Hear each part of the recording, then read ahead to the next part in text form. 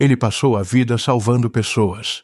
Acreditava na ciência, não em Deus. Respeitado, racional, um ateu convicto. Para ele, o espiritual era apenas uma falha no cérebro. Alucinações por falta de oxigênio. Até o dia em que seu coração parou. Naquela sala de hospital, por alguns minutos, não havia batimentos. E foi ali que o impossível aconteceu. Ele afirma que saiu do corpo e atravessou a escuridão. Ele encontrou Jesus e recebeu um aviso que o deixou abalado, algo que pode mudar o mundo. O homem que dedicou a vida à lógica voltou dizendo: "Eu estava errado. A fé e a razão agora coexistem. Essa história é para você que duvida. Prepare-se. O que você ouviu agora não é apenas sobre a morte, é sobre a verdade."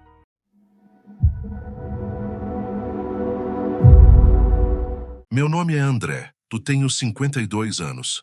Sou cardiologista há quase 30 anos. Passei a maior parte da minha vida dentro de hospitais, entre monitores cardíacos, exames, protocolos e decisões que separavam a vida da morte.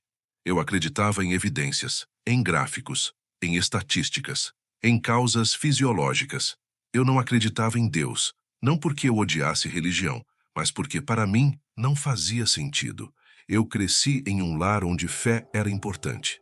Mas na faculdade de medicina, a fé foi ficando pequena. Quanto mais eu estudava o corpo humano, menos espaço eu deixava para o sobrenatural. Eu explicava tudo com lógica. Quando um paciente dizia ter visto uma luz durante uma parada cardíaca, eu dizia: hipóxia cerebral. Quando falavam de paz ou de encontros espirituais, eu explicava como atividade elétrica residual. Eu era seguro das minhas convicções, orgulhoso delas. Eu costumava dizer aos meus colegas: quando o coração para, acabou, não existe depois. Eu não era arrogante, mas era absolutamente convicto. Eu confiava na ciência porque ela era mensurável, controlável, previsível. Eu acreditava que tudo podia ser explicado. Até o dia em que eu me tornei o inexplicável. Até o dia em que o médico virou paciente, e tudo aquilo que eu negava com tanta segurança me confrontou de uma forma que nenhum livro jamais poderia. Era uma terça-feira comum. Eu estava no hospital desde cedo, consultas cheias, plantão apertado. Nada diferente. Eu já tinha atendido 3 pacientes com arritmia naquela manhã. Expliquei riscos, medicações, probabilidades. Eu me sentia no controle. Por volta das 16h20, eu senti algo estranho, um aperto leve no peito. Eu ignorei. Ironia cruel. Um cardiologista ignorando o próprio coração. Continuei caminhando pelo corredor. Mas então veio a tontura. Não era cansaço comum. Era diferente. Minha visão ficou turva. Por um segundo, eu parei, encostei na parede. Respirei fundo. E foi ali que senti a primeira descarga elétrica no peito. Uma batida irregular. Depois outra. Outra. Eu reconheci o padrão imediatamente. Arritmia grave. Meu cérebro clínico entrou em ação. Isso não é normal. Eu tentei chamar alguém, abri a boca, mas minha voz falhou. Meu coração começou a bater rápido demais, depois lento demais. Eu senti o chão se aproximar, o corredor girando e uma única frase passou pela minha mente: isso não pode estar acontecendo comigo. Eu ouvi passos correndo, alguém gritando meu nome. E então, tudo ficou escuro. Meu corpo caiu, mas ao contrário do que eu sempre ensinei, eu não desapareci. Quando eu caí, meu corpo já não respondia. Mas depois eu soube exatamente o que aconteceu. Fibrilação ventricular. Colapso total do ritmo cardíaco. Me levaram às pressas para a sala de emergência. Colegas que trabalhavam comigo todos os dias agora estavam ao redor da minha maca. O monitor cardíaco mostrava caos elétrico. Depois, linha quase reta. Choque. Meu corpo se arqueou. Nada. Massagem cardíaca. Carregando novamente. Choque. Nada. Eu sempre estive do lado que dava as ordens. Naquele dia, eu era o corpo sobre o qual as ordens eram dadas. Sem pulso. Continuem. Minutos. Passando. 5, 10, 15. Eu sei como funciona. Após certo tempo, as chances despencam. Eu mesmo já havia olhado para famílias e dito: fizemos tudo o que era possível. 20 minutos. Suor nos rostos dos médicos. Uma enfermeira chorando discretamente. Eu era colega deles, amigo, respeitado. E agora, um corpo sem resposta. 22 minutos. Alguém disse a frase que eu já tinha ouvido tantas vezes. Hora de considerar encerrar. E naquele momento, para todos naquela sala, eu já não estava mais ali, sem sinais vitais. Clinicamente morto. Mas o que ninguém sabia é que, exatamente quando o monitor mostrava silêncio, eu estava mais consciente do que jamais estive. O que aconteceu em seguida desafiou tudo o que eu ensinei a vida inteira. Eu esperava escuridão. Era isso que eu sempre ensinei. Quando o cérebro para, a consciência apaga. Mas não foi isso que aconteceu. Não houve apagão. Houve silêncio. Um silêncio absoluto. E então, clareza. Eu percebi que estava vendo a sala de emergência. Mas não pelos meus olhos. Eu estava acima, observando. Eu via meu corpo deitado na maca, imóvel, pálido. Via meus colegas trabalhando em mim. Reconheci cada rosto. O doutor Henrique pressionando meu peito. A enfermeira Camila segurando o desfibrilador. Eu ouvi uma frase claramente. Ele não está respondendo. Eu pensei, claro que estou. Eu estou aqui. Mas ninguém reagiu. Eu tentei falar. Nenhum som saiu. Foi quando eu percebi algo que me desestabilizou completamente. Eu estava consciente, sem corpo, sem batimentos, sem atividade elétrica suficiente para sustentar percepção. Mas consciente. Eu não sentia dor, não sentia peso, não sentia medo. Isso me chocou mais do que qualquer coisa, porque se eu estivesse certo a vida inteira, aquilo não deveria estar acontecendo. Eu observei enquanto preparava um outro choque. Vi meu corpo se arquear novamente, mas eu não estava dentro dele. Eu estava fora. E pela primeira vez na minha vida, o médico dentro de mim não tinha explicação. Então, a sala começou a desaparecer, não de forma brusca, mas como se eu estivesse sendo puxado para trás, suavemente. E eu entendi que aquilo era apenas o começo. Quando a sala desapareceu, não veio luz. Veio escuridão. Não uma escuridão comum. Era ausência, sem chão, sem teto, sem referência. Eu ainda estava consciente. Mas agora, sozinho. Aquela paz inicial começou a se transformar. Não era dor, era percepção. Eu comecei a sentir o peso da realidade. Se isso é real, então tudo o que eu acreditava estava errado. Eu tentei racionalizar. Talvez seja atividade cerebral residual. Talvez seja uma construção da mente. Mas algo dentro de mim sabia: isso é diferente. A escuridão não era apenas visual, era existencial. Eu não sentia corpo, mas sentia responsabilidade. Era como se minha consciência estivesse nua. Sem títulos, sem diploma, sem status. Eu não era o Dr. André. Eu era apenas eu, e pela primeira vez, eu senti medo. Não medo de dor, mas medo de verdade. Porque se aquilo era a continuidade da existência, então a morte não era o fim. E se não era o fim, eu teria que responder por tudo o que vivi. O vazio parecia me envolver. Não como punição, mas como confronto. Eu percebia minhas escolhas, minhas palavras, minhas convicções. E a pergunta silenciosa ecoava: você tinha certeza demais. Foi ali, na escuridão, que o médico confiante começou a ruir. E foi ali também que algo começou a surgir ao longe. Uma luz, não explosiva, não agressiva, mas firme. E quanto mais ela se aproximava, mais eu entendia que aquele momento mudaria tudo. A luz não era como eu imaginava, não era ofuscante, não era teatral, era viva. Quanto mais se aproximava, mais a escuridão parecia perder força.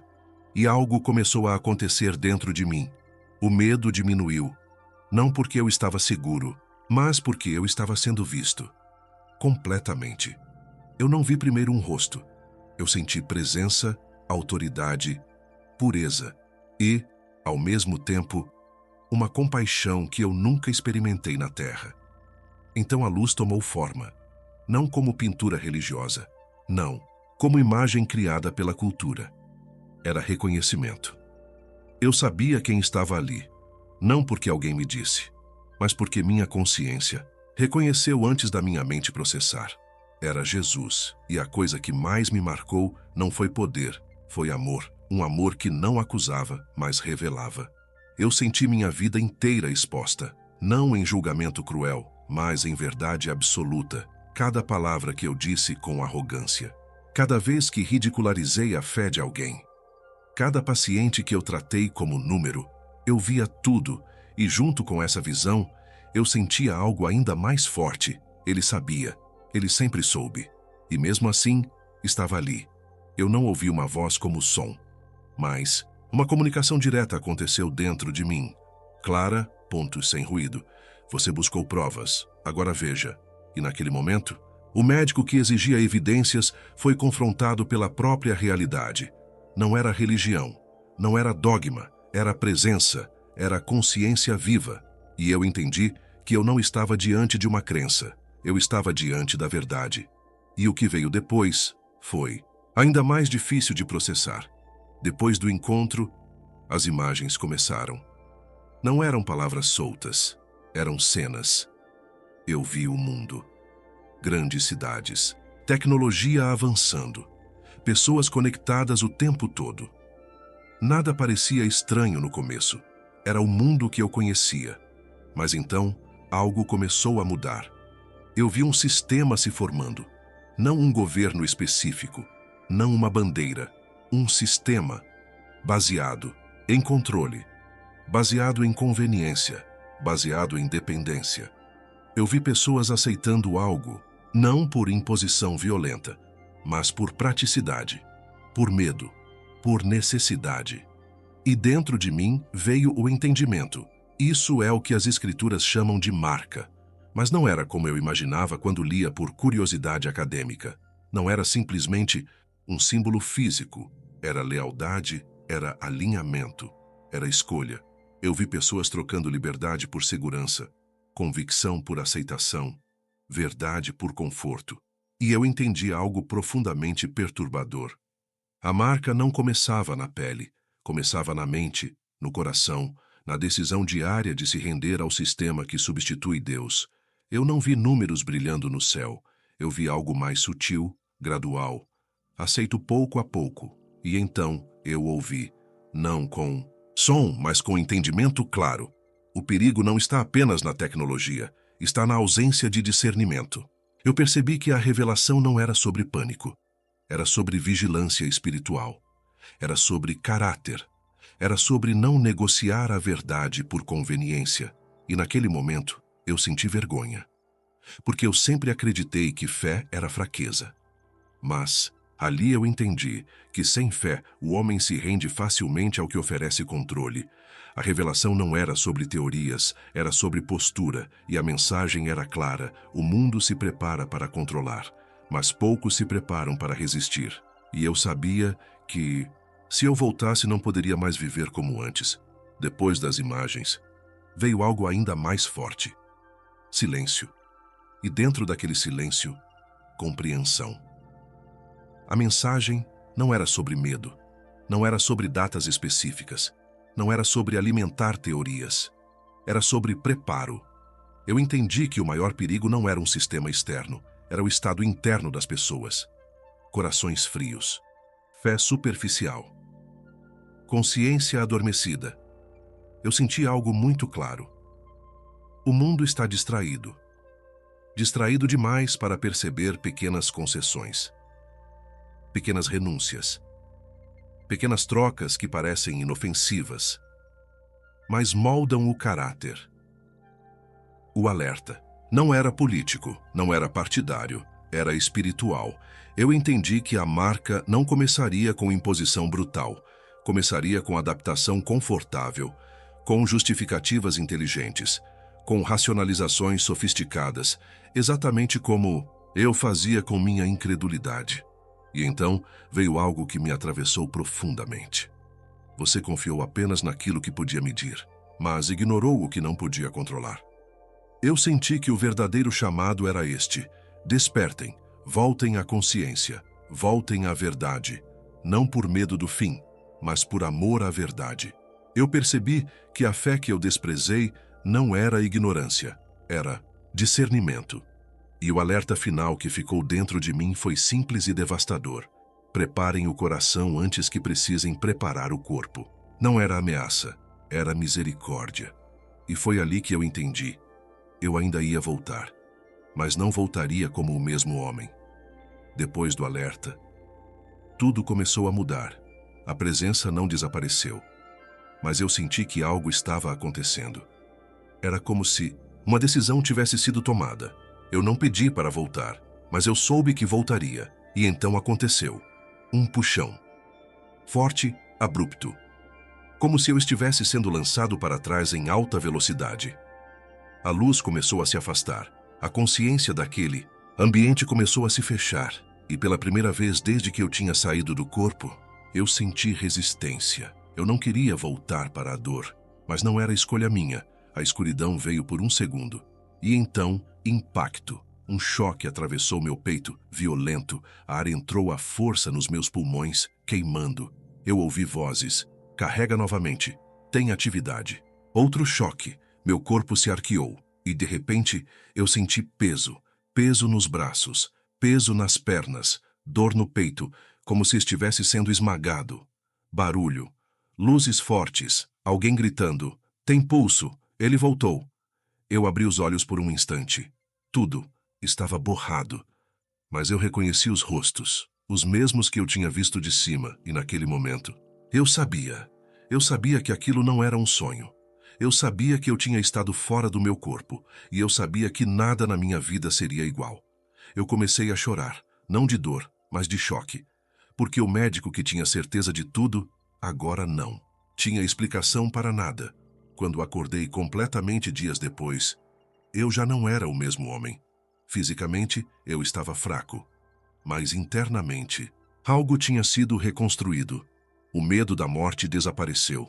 Mas surgiu algo maior. Responsabilidade. Eu voltei para o hospital meses depois. Os corredores eram os mesmos, os monitores eram os mesmos, mas eu não era o mesmo. Alguns colegas me olhavam. Diferente. Alguns sabiam o que eu tinha contado, outros riam discretamente. Foi hipóxia. Experiência do cérebro morrendo. Eu já tinha usado essas mesmas frases, e eu entendo o ceticismo. Eu vivi nele por anos. Mas eu não posso negar o que aconteceu. Eu não voltei fanático. Eu voltei consciente. Eu não abandonei a ciência. Mas eu entendi que a ciência explica mecanismos, não significado. Eu comecei a tratar pacientes diferente.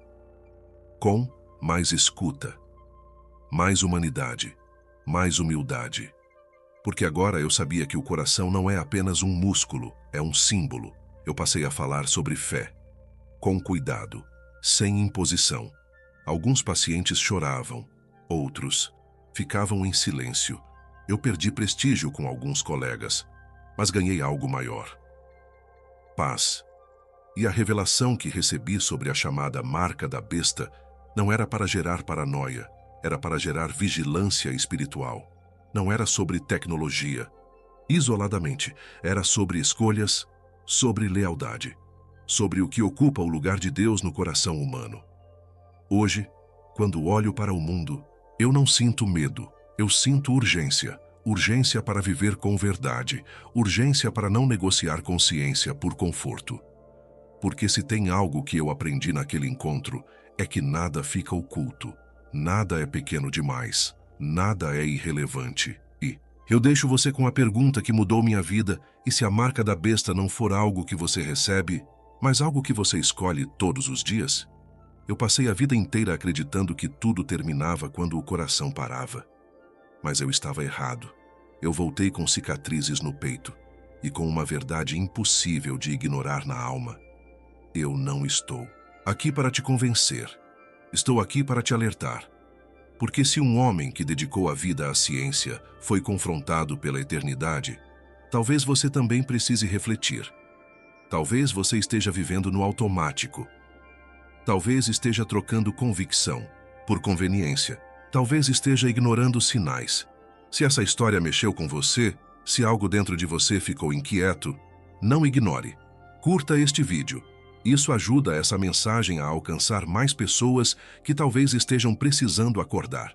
Se inscreva no canal, porque aqui nós falamos sobre o que muitos evitam: vida, morte, fé e verdade. E deixe um comentário. Escreva: apenas eu creio ou não, para provar nada para mim, mas como um compromisso silencioso com a sua própria consciência, porque às vezes o maior milagre não é voltar da morte, é acordar, enquanto ainda se está vivo.